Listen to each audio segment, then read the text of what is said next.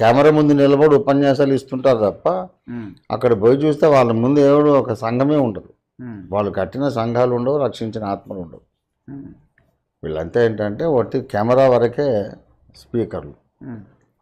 Logic లేదు. అందుకే గురువు దగ్గర సరిగ్గా విద్య నేర్చుకోవాలి. మొదటి నుంచి అదే అంటున్నాను నేను.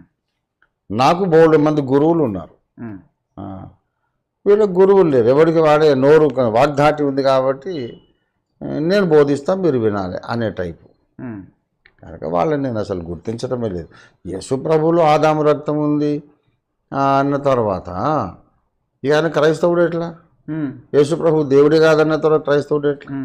తండ్రిని మనం ఆరాధించాలా, కుమారుణ్ణి కాదు మాట్లాడుతున్నారు ఇప్పటికి కూడా. కాబట్టి అదంతా కూడా గలత్. వీళ్ళని అసలు క్రైస్తవులుగా క్రైస్తవులే కాదని కదా మొదటి నుంచి నేను చెప్తున్నాను. వాళ్ళు క్రైస్తవులే కాదు, వాళ్ళ గురువు కూడా